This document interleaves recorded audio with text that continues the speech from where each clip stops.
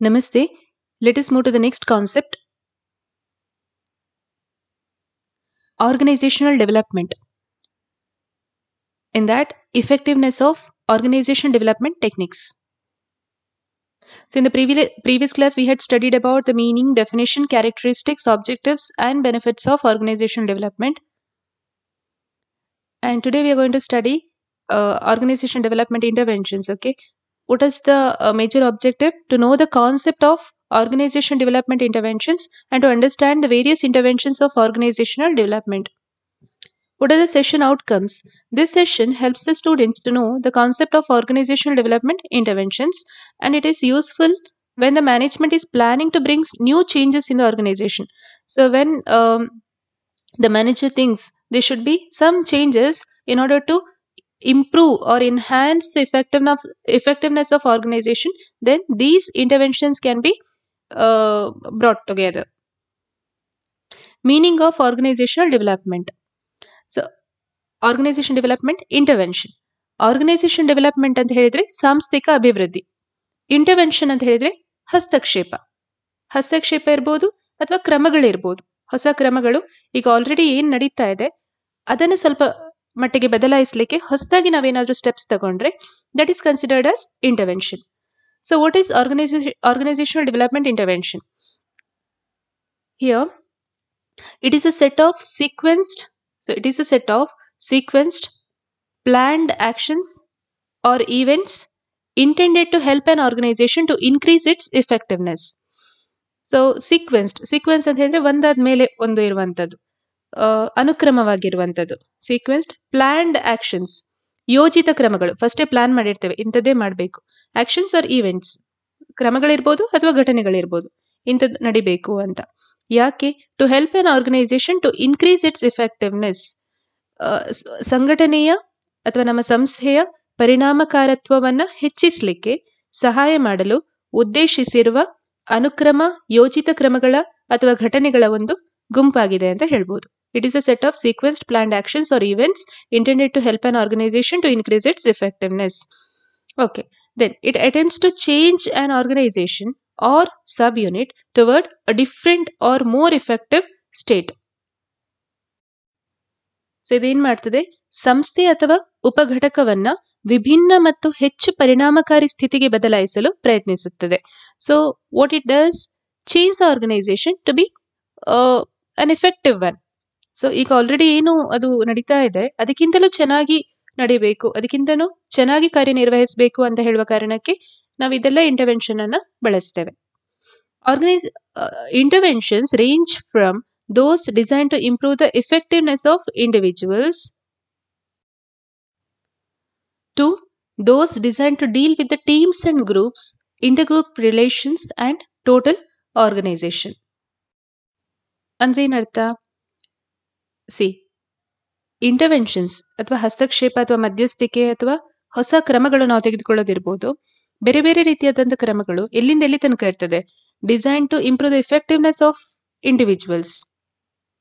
So ಅಲ್ಲಿ ಕಂಪನಿಯಲ್ಲಿ work ಮಾಡ್ತಿದ್ದಾರಲ್ಲ ಆ ಕೆಲಸಗಾರರು ಅಥವಾ ಆ ವ್ಯಕ್ತಿಗಳು, ಉದ್ಯೋಗಿಗಳು, ಅವರ ಎಫೆಕ್ಟಿವ್ನೆಸ್ ಅನ್ನ, ಪರಿಣಾಮಕಾರತ್ವವನ್ನ ಇಂಪ್ರೂವ್ ಮಾಡಲಿಕ್ಕೆ, ಉತ್ತಮಪಡಿಸಲಿಕ್ಕೆ ಏನ್ ಕ್ರಮಗಳನ್ನು ತಗೊಳ್ತೇವೆ ಅಲ್ಲಿಂದ ಹಿಡಿದು to those design to deal with the teams and groups, intergroup relations and total organisation.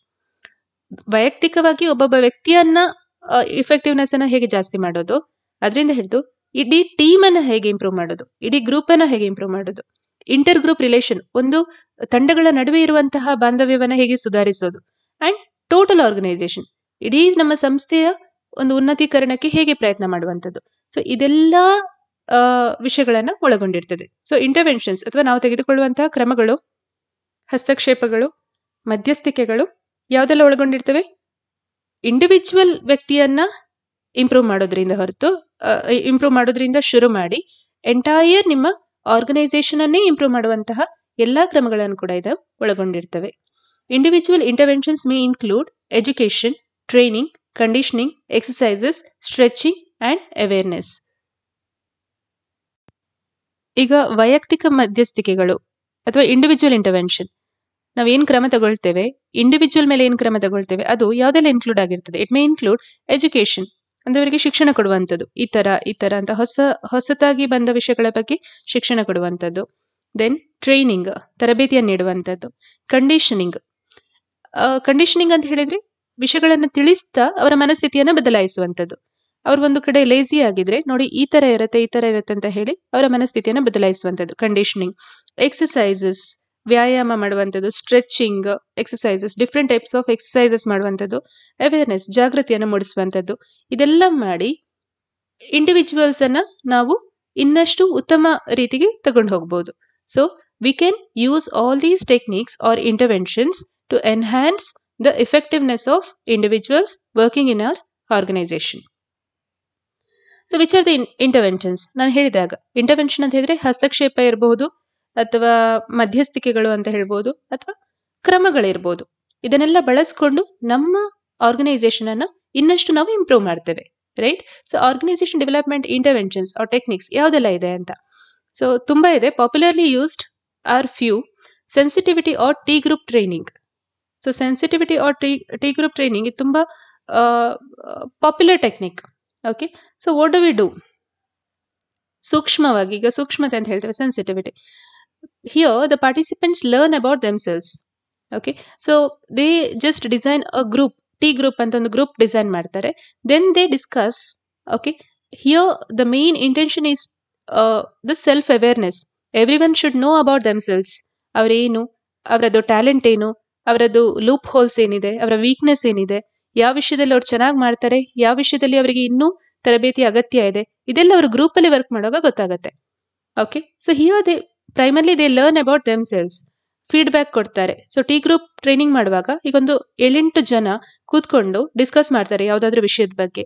ಕೆಲವು ಪಾಯಿಂಟ್ಸ್ ಹೇಳ್ತಾರೆ, ಕೆಲವ್ರಿಗೆ ಹೇಳಿಕ್ ಆಗಲ್ಲ, ಕೆಲವರ ನಾಲೆಡ್ಜ್ ಗೊತ್ತಾಗುತ್ತೆ, ಇನ್ ಕೆಲವರಿಗೆ ಓಕೆ ನನ್ಗೇನು ಗೊತ್ತಿಲ್ಲ ಅಂತ ಅನ್ಸುತ್ತೆ, ನಾನು ಇನ್ನೂ ಕಲಿಬೇಕು ಅಂತ ಅನ್ಸುತ್ತೆ, right? So here the individuals are employees they know about themselves. Okay, so constant feedback ಇರ್ತದೆ, ಹೀಗೆ ಮಾಡ್ಬೋದು ಅಂತ. ರೋಲ್ ಪ್ಲೇಗಳಿರ್ತವೆ. So here they know about themselves and they can improve themselves. The next one is management by objectives. So ಉದ್ದೇಶಗಳಿಂದ ನಿರ್ವಹಣೆ ಅಂತ ಹೇಳ್ತೇವೆ. Management ಹೇಗೆ ಮಾಡಬೇಕು? The primary objective of the concern are the institution should be taken care of. ಯಾವ ಉದ್ದೇಶ ಇದೆ, so ಆ ಉದ್ದೇಶಗಳನ್ನು ಇಟ್ಕೊಂಡು ಮ್ಯಾನೇಜ್ ಮಾಡುವಂಥದ್ದು. So we are managing the things based on the objectives that we are supposed to achieve. Here, improving the performance by clearly defining the objective. If there is ambiguity or confusion with the objectives, we can't work, right? So objectives ಏನಿದೆ, clarity ಬೇಕು. So ಅದು ತುಂಬಾ achievable ಆಗಿರಬೇಕು, reliable ಆಗಿರಬೇಕು, ನಮ್ಗೆ ಅರ್ಥ ಆಗಬೇಕು. So ಇದು ಆಬ್ಜೆಕ್ಟಿವ್. ಈಗ ನಾನೊಂದು ಡಿಪಾರ್ಟ್ಮೆಂಟ್ ಅಲ್ಲಿ ವರ್ಕ್ ಮಾಡ್ತೇನೆ ಅಂತ ಹೇಳಿದ್ರೆ ನನ್ನ ಡಿಪಾರ್ಟ್ಮೆಂಟ್ ಇದು ಆಬ್ಜೆಕ್ಟಿವ್, ಈ ಪರ್ಟಿಕ್ಯುಲರ್ ಟೈಮ್ಗೆ ಇದಿದೆ. So I can achieve this. Once I am very clear with the objective, I can manage myself and my team. It is very easy, right? So management by objectives ಅಂತ ಹೇಳೋದು ತುಂಬಾ important topic. ನಮಗೆ ನಮ್ಮ objective ಅರ್ಥ ಆಗ್ತಿದ್ರೆ ನಾವು ಏನೇನೋ ಕೆಲಸ ಮಾಡ್ತಾ ಹೋಗ್ತೇವೆ, ಕೊನೆಯದಾಗಿ ನಮ್ಮ ಬಿಸ್ನೆಸ್ ಆಬ್ಜೆಕ್ಟಿವ್ ಅನ್ನ ಅಚೀವ್ ಮಾಡ್ಲಿಕ್ಕೆ ಆಗೋದಿಲ್ಲ, ರೈಟ್? ಫಾರ್ ಎಕ್ಸಾಂಪಲ್, ಈಗ ಮಾರ್ಕೆಟ್ ಎಕ್ಸ್ಪಾನ್ಷನ್ ಅಂತ ಹೇಳುವಂಥದ್ದು ಈಗ ಈ ಸಲದ ಆಬ್ಜೆಕ್ಟಿವ್ ಅಂತ ಸ್ಟ್ರಾಂಗ್ ಆಗಿ ನಾವು ಅಂದ್ಕೊಂಡ್ರೆ ನಾವು ಮಾರ್ಕೆಟ್ ಎಕ್ಸ್ಪಾನ್ಷನ್ಗೆ ಸಂಬಂಧಪಟ್ಟಂತಹ ಎಲ್ಲಾ ಕೆಲಸಗಳನ್ನು ಮಾಡ್ಲಿಕ್ಕೆ ಸ್ಟಾರ್ಟ್ ಮಾಡ್ತೇವೆ, correct? So management by objectives. The next one is grid development. So grid development ಅಂತ ಹೇಳಿದ್ರೆ it focuses on the overall development of an individuals, groups and organization as a whole. So grid development ಅಲ್ಲಿ ಏನಾಗ್ತದೆ, ಎಲ್ಲವೂ develop ಆಗುತ್ತೆ. Overall development. ಒಂದು grid ಅನ್ನ ಹೇಗೆ complete ಆಗಿ ಡೆವಲಪ್ ಮಾಡ್ಬೋದು ಅದೇ ತರ ಅಲ್ಲಿ ಎಂಪ್ಲಾಯೀಸ್ ಡೆವಲಪ್ಮೆಂಟ್ ಆಗುತ್ತೆ, ಟೀಮ್ಸ್ ಆರ್ ಗ್ರೂಪ್ಸ್ ಡೆವಲಪ್ಮೆಂಟ್ ಆಗ್ತದೆ, ಮತ್ತೆ ಎಂಟೈರ್ ಆರ್ಗನೈಸೇಷನ್ ಡೆವಲಪ್ ಆಗುತ್ತೆ. ಸೊ ಇದಕ್ಕೆ ಏನೆಲ್ಲ ಮಾಡಬಹುದು? Which are the tools that can be used? Training, team development, intergroup development, organisational goal setting, goal attainment and stabilisation. So ಇಂಥದ್ದು techniques ಅನ್ನು ನಾವು ಬಳಸಿ ಇಡೀ ನಮ್ಮ ಆರ್ಗನೈಸೇಷನ್ ಡೆವಲಪ್ ಮಾಡಬಹುದು. ದೆನ್ ಆರ್ಗನೈಸೇಷನಲ್ ರೀಡಿಸೈನ್, ಸಾಂಸ್ಥಿಕ ಮರುವಿನ್ಯಾಸ. It involves the integration of structure, processes and people to support the implementation of strategy. ಇದು ಕಾರ್ಯತಂತ್ರದ ಅನುಷ್ಠಾನವನ್ನು, ಇಂಪ್ಲಿಮೆಂಟೇಷನ್ ಆಫ್ ಸ್ಟ್ರಾಟಜಿ, ಓಕೆ, ಕಾರ್ಯತಂತ್ರದ ಅನುಷ್ಠಾನವನ್ನು ಬೆಂಬಲಿಸಲು, ಸಪೋರ್ಟ್ ಮಾಡಲಿಕ್ಕೆ ರಚನೆ, ಪ್ರಕ್ರಿಯೆಗಳು ಮತ್ತು ಜನರ ಏಕೀಕರಣವನ್ನು ಒಳಗೊಂಡಿರುತ್ತದೆ. ರೈಟ್, ಇದು ಕಾರ್ಯತಂತ್ರದ ಅನುಷ್ಠಾನವನ್ನು ಬೆಂಬಲಿಸಲು ರಚನೆ, ಪ್ರಕ್ರಿಯೆ ಮತ್ತು ಜನರ ಏಕೀಕರಣವನ್ನು ಒಳಗೊಂಡಿರುತ್ತದೆ. ಸೊ ಇಂಟಿಗ್ರೇಷನ್, ಒಟ್ಟಿಗೆ ಮಾಡುವಂಥದ್ದು, ಏಕೀಕರಣ. ಓಕೆ, ಸ್ಟ್ರಕ್ಚರ್ ಸರಿ ಇರಬೇಕು, ಪ್ರೋಸೆಸ್ ಸರಿ ಇರಬೇಕು, ಜನ ಸರಿ ಇರಬೇಕು. ಅದು ಮೂರು ಕರೆಕ್ಟಾಗಿ ಬಂದರೆ ನೀವು ಆ ಸ್ಟ್ರಾಟಜಿಯನ್ನು ಇಂಪ್ಲಿಮೆಂಟ್ ಮಾಡಲಿಕ್ಕೆ ಸಾಧ್ಯ ಆಗುತ್ತೆ. ಸೊ ಅದಕ್ಕೋಸ್ಕರ ನಾವೇನು ಮಾಡ್ತೇವೆ, ಸಾಂಸ್ಥಿಕ ಮರುವಿನ್ಯಾಸ ಮಾಡ್ತೇವೆ. ಸೊ ಇಡೀ ಆರ್ಗನೈಸೇಷನ್ ಯಾವ ಥರ ಸಿಸ್ಟಮ್ ಇದೆ ಅದನ್ನು ಕಂಪ್ಲೀಟ್ ಆಗಿ ನಾವು ಚೇಂಜ್ ಮಾಡಿ ಅಥವಾ ಮಾಡಿಫೈ ಮಾಡಬಹುದು. ನೆಕ್ಸ್ಟ್, ವರ್ಕ್ ಡಿಸೈನ್, ಕೆಲಸದ ವಿನ್ಯಾಸ. It is related to the specification of contents, methods and relationship of work. ಈಗ ಒಂದು ವರ್ಕ್ ಇದೆ ಅಂತ ಅಂದ್ಕೊಳ್ಳಿ, ಒಂದು ಜಾಬ್ ಇದೆ, ಅದು ಹೇಗೋ ಮಾಡ್ತಿದ್ದಾರೆ, ಅದಕ್ಕೊಂದು ಕರೆಕ್ಟ್ ಆದ ಒಂದು ಸ್ಟ್ರಕ್ಚರ್ ಒದಗಿಸಬೇಕು. ಸ್ಪೆಸಿಫಿಕೇಶನ್ ಆಫ್ ಕಂಟೆಂಟ್, ಈ ಕೆಲಸ ಅಂದ್ರೆ ಇದು ಮಾಡಬೇಕು, ಇದು ಮಾಡಬೇಕು, ಇದು ಮಾಡಬೇಕು, ಇದು ಮಾಡಬೇಕು, ಇಷ್ಟೇ. ಓಕೆ, ದೆನ್ ಮೆಥಡ್ಸ್, ಯಾವ ಮೆಥಡ್ ಅನ್ನು ಯೂಸ್ ಮಾಡಿ ಈ ಕೆಲಸ ಮಾಡಬೇಕು. ಮತ್ತೆ ರಿಲೇಶನ್ಶಿಪ್, ಆ ಕೆಲಸಕ್ಕೂ ಬೇರೆ ಕೆಲಸಕ್ಕೂ ಯಾವ ರೀತಿ ಸಂಬಂಧ ಇದೆ, ಕೆಲಸವನ್ನು ಯಾರಿಗೆ ನಾವು ರಿಪೋರ್ಟ್ ಮಾಡಬೇಕು, ಇದನ್ನೆಲ್ಲ ಕ್ಲಿಯರ್ ಕಟ್ ವೇಯಲ್ಲಿ ಹೇಳಿದ್ರೆ then it is very easy for people to understand. ಅವರು ಇನ್ನಷ್ಟು ಚೆನ್ನಾಗಿ ವರ್ಕ್ ಮಾಡ್ತಾರೆ, ಟೈಮ್ ವೇಸ್ಟ್ ಆಗಲ್ಲ. So work design is one of the interventions. Next, job enrichment. So that you have already studied. Here, delegating the higher authority and responsibility to the job holder to enhance job satisfaction. Enrichment, ಉದ್ಯೋಗ ಪುಷ್ಟೀಕರಣ ಅಂತ ಹೇಳ್ತೇವೆ. ಉದ್ಯೋಗ ತೃಪ್ತಿಯನ್ನು ಹೆಚ್ಚಿಸಲಿಕ್ಕೆ ಉನ್ನತ ಅಧಿಕಾರ ಮತ್ತು ಜವಾಬ್ದಾರಿಯನ್ನ ಉದ್ಯೋಗದಾತರಿಗೆ ವಹಿಸುವಂಥದ್ದು. ಸೊ ಡೆಲಿಗೇಟಿಂಗ್, ವಹಿಸುವಂಥದ್ದು ಯಾವುದೆಲ್ಲ, ಹೆಚ್ಚು ಜವಾಬ್ದಾರಿ ಕೂಡ ವಹಿಸಬೇಕು, ಹೆಚ್ಚು ಅಥಾರಿಟಿ, ಅಧಿಕಾರವನ್ನು ಕೂಡ ಕೊಡಬೇಕು. ಹಾಗಿರುವಾಗ ಏನು ಮಾಡ್ತಾರೋ ಚೆನ್ನಾಗಿ ಖುಷಿಯಾಗಿ ಕೆಲಸ ಮಾಡ್ತಾರೆ. ಆರ್ಗನೈಸೇಷನ್ ಎಫೆಕ್ಟಿವ್ನೆಸ್ ಇನ್ನೂ ಇಂಪ್ರೂವ್ ಆಗುತ್ತೆ. The next one is team building. ತಂಡವನ್ನು ನಿರ್ಮಿಸೋದು, ತಂಡದ ನಿರ್ಮಾಣ. Various activities undertaken to motivate the team members and increase the overall performance of the team. Various activities, ಬೇರೆ ಬೇರೆ ರೀತಿಯಾದಂತಹ ಆಕ್ಟಿವಿಟೀಸ್ ಅನ್ನ ನಾವು ಅಥವಾ ಏನು ಹೇಳೋದು, ಚಟುವಟಿಕೆಗಳನ್ನು ನಾವು ಶುರು ಮಾಡಬಹುದು. Various activities undertaken to motivate the team members, motivate ಮಾಡಲಿಕ್ಕೆ, ಅವರಿಗೆ ಪ್ರೇರೇಪಿಸಲಿಕ್ಕೆ. Right, and to increase the overall performance of the team. ನಾವು ಹೊಸ ಹೊಸ ಆಕ್ಟಿವಿಟಿ ಮಾಡೋದು. ಓಕೆ, ನಿಮ್ಮ ಟೀಮಲ್ಲಿ ಈ ಕೆಲಸ ಮಾಡಿ, ಈ ಕೆಲಸ ಮಾಡಿ, ಈ ಕೆಲಸ ಮಾಡಿ. ಓಕೆ, ಯಾವ ಟೀಮ್ ತುಂಬ ಚೆನ್ನಾಗಿ ಮಾಡಿದೆ ಅವರಿಗೆ ಅಪ್ರಿಷಿಯೇಟ್ ಮಾಡುವಂಥದ್ದು. ಸೊ ಟೀಮ್ ಬಿಲ್ಡ್ ಮಾಡೋದು ಮತ್ತು ಅಪ್ರಿಷಿಯೇಟ್ ಮಾಡುವಂಥದ್ದು, ತುಂಬ ಚೆನ್ನಾಗಿ ಅವ್ರು ಕೆಲಸ ಮಾಡ್ತಾ ಹೋಗ್ತಾರೆ. So this is also one of the techniques or interventions. Effectiveness of OD techniques. ಇಷ್ಟರ ಮಟ್ಟಿಗೆ ಇದು ಇಫೆಕ್ಟಿವ್ ಇದೆ ಓಡಿ ಟೆಕ್ನಿಕ್ಸ್ ಅಂತ ನೋಡಬೇಕಾಗ್ತದೆ ನಮಗೆ. Today's world is characterized by volatility, uncertainty, complexity and ambiguity. VUCA ಅಂತ ಹೇಳ್ತೇವೆ, VUCA. ಅಂದರೆ ನಮ್ಮ ಈಗದ ಪ್ರಪಂಚದಲ್ಲಿ ಯಾವ ಥರ ಇದೆ ಅಂತ ಹೇಳಿದ್ರೆ, ವಾಲಟಿಲಿಟಿ ಇದೆ, ಅಂದರೆ ಚಂಚಲತೆ, ಚೇಂಜ್ ಆಗ್ತಾ ಇರ್ತದೆ ವಿಷಯಗಳು. ಅನ್ಸರ್ಟನಿಟಿ, ಅನಿಶ್ಚಿತತೆ, ನೆಕ್ಸ್ಟ್ ಹೇಗಿರುತ್ತೆ ಗೊತ್ತಿಲ್ಲ. ಕಾಂಪ್ಲೆಕ್ಸಿಟಿ, ಸಂಕೀರ್ಣತೆ, ತುಂಬ ಸುಲಭ ಇಲ್ಲ, ಕಷ್ಟ ಇರುತ್ತೆ. ಆ್ಯಂಡ್ ಆಂಬಿಕ್ವಿಟಿ, ಅಸ್ಪಷ್ಟತೆ, ಕ್ಲಾರಿಟಿ ಇಲ್ಲ. ಸೊ ಇಂಥದ್ದೆಲ್ಲ ಪ್ರಾಬ್ಲಮ್ಸ್ ಇದೆ ಈಗದ ವರ್ಲ್ಡಲ್ಲಿ ನಾವು ವರ್ಕ್ ಮಾಡಬೇಕಾದ್ರೆ. Right, globalisation leads to a much greater interconnectedness and opens up organisations to world wide opportunities and threats. Globalisation ಬಂದಿರೋದ್ರಿಂದ, ಜಾಗತೀಕರಣ ಬಂದಿರೋದ್ರಿಂದ ಹೆಚ್ಚು ಹೆಚ್ಚು ಸಂಬಂಧಗಳಿಗೆ, ಈಗ ಗ್ಲೋಬಲ್ ವಿಲೇಜ್ ಅಂತ ಕರಿತೇವೆ ನಾವು. ಪ್ರಪಂಚದಲ್ಲಿ ಯಾವ ವ್ಯಕ್ತಿಯ ಜೊತೆ ಕೂಡ ನಾವು ಕಾಂಟ್ಯಾಕ್ಟ್ ಮಾಡ್ಬೋದು, ಬಿಸ್ನೆಸ್ ಮಾಡಬಹುದು. ರೈಟ್, ಏನಾಗ್ತದೆ, ಇದು ಜಾಗತೀಕರಣ ಇರೋದ್ರಿಂದಾಗಿ ಇಂಟರ್ ಕನೆಕ್ಟೆಡ್ನೆಸ್ ಜಾಸ್ತಿ ಆಗಿದೆ. And opens up the organisation to world wide opportunities and threats. ನಮ್ಮ ಆರ್ಗನೈಸೇಷನ್ ಇಲ್ಲಿ ಮಾತ್ರ ವರ್ಕ್ ಮಾಡೋದಲ್ಲ, ನಮ್ಮ ಆರ್ಗನೈಸೇಷನ್ ಮೇಲೆ ಇಡೀ ವರ್ಲ್ಡ್ ಇದು ಇಂಪ್ಯಾಕ್ಟ್ ಕೂಡ ಇರುತ್ತೆ. ರೈಟ್, ಅದಕ್ಕೋಸ್ಕರ ನಮಗೆ ಆಪರ್ಚುನಿಟಿ ಕೂಡ ಇದೆ, ಅವಕಾಶ ಕೂಡ ಇದೆ, ಥ್ರೆಟ್ ಕೂಡ ಇದೆ. ರೈಟ್, ಸೊ ವಿಶ್ವವ್ಯಾಪಿ ಅವಕಾಶಗಳಿಗೆ ಮತ್ತು ಬೆದರಿಕೆಗಳಿಗೆ ನಮ್ಮ ಆರ್ಗನೈಸೇಷನ್ ತೆರೆದಿರ್ತದೆ. ಅದಕ್ಕೋಸ್ಕರ ನಾವೇನು ಮಾಡಬೇಕು, ಆರ್ಗನೈಸೇಷನ್ ಡೆವಲಪ್ಮೆಂಟ್ ಟೆಕ್ನಿಕ್ ಅನ್ನು ಬಳಸಿ ನಾವು ಇನ್ನಷ್ಟು ಪರಿಣಾಮಕಾರಿಯಾಗಿ ಕೆಲಸ ನಿರ್ವಹಿಸಬೇಕು. ರೈಟ್, ಅದಕ್ಕೋಸ್ಕರ ಬೇಕಾಗುತ್ತೆ ನಮಗೆ OD techniques. The effectiveness of OD techniques can be measured through profit margin, market share, moral values, cultural values, general adaptability of the organisation. Organisation technique ಅನ್ನು ಹೇಗೆ ನಾವು ಮೆಷರ್ ಮಾಡ್ಬೋದು? ಪ್ರಾಫಿಟ್ ಮಾರ್ಜಿನ್, ನಮ್ಮ ಪ್ರಾಫಿಟ್ ಜಾಸ್ತಿ ಆಗಿದೆಯಾ? ಓಡಿ ಟೆಕ್ನಿಕ್ಸ್ ಅನ್ನು ಬಳಸಿದ ನಂತರ ಪ್ರಾಫಿಟ್ ಜಾಸ್ತಿ ಆಗಿದೆಯಾ? ಮಾರ್ಕೆಟ್ ಶೇರ್ ಜಾಸ್ತಿ ಆಗಿದೆಯಾ?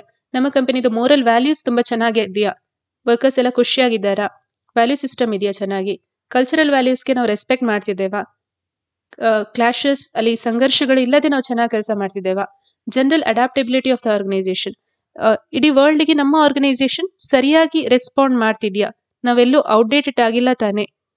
ಸೊ ಇದೆಲ್ಲವನ್ನ ನಾವು ಕ್ವಶನ್ ಮಾಡ್ಕೊಂಡ್ರೆ ನಮಗೆ ಆರ್ಗನೈಸೇಷನ್ ಡೆವಲಪ್ಮೆಂಟ್ ಟೆಕ್ನಿಕ್ಸ್ ಇದು ಇಫೆಕ್ಟಿವ್ನೆಸ್ ಗೊತ್ತಾಗುತ್ತೆ. So if the answers are favourable, then we can say that the organization development techniques that we have used here are effective. Right?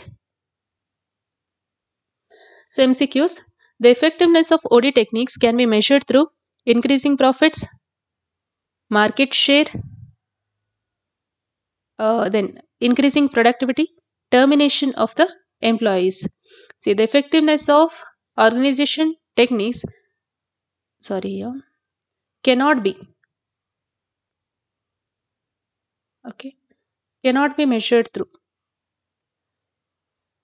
ಹೇಗಾಗುತ್ತೆ, termination of employees, ಇದೆಲ್ಲದರಿಂದ ನಾವು measure ಮಾಡಬಹುದು, termination ಇಂದ measure ಮಾಡಲಿಕ್ಕೆ ಆಗೋದಿಲ್ಲ. Which of the following is not an organisation development techniques? Organisation redesign, picnic and outing, job enrichment, team building. Picnic and outing. Which of the following is not an organization development technique? Sensitivity or T group training, management by objectives, bookkeeping, grid development. Bookkeeping. Individual interventions may include capital punishment, education, training, conditioning. Capital punishment. Nodi, the same thing, may not include. So idella include agutte, education, training, conditioning idella include agutte, yavud include agalla, capital punishment. Which of the following is related to organization development intervention? It is a set of sequenced planned actions or events intended to help an organization to increase its effectiveness. It attempts to change the organization or subunits toward a different or more effective state. Then, individual interventions may include education and training, all the above. So, organization development. Okay, all these things related to organization development, all the above. Thank you.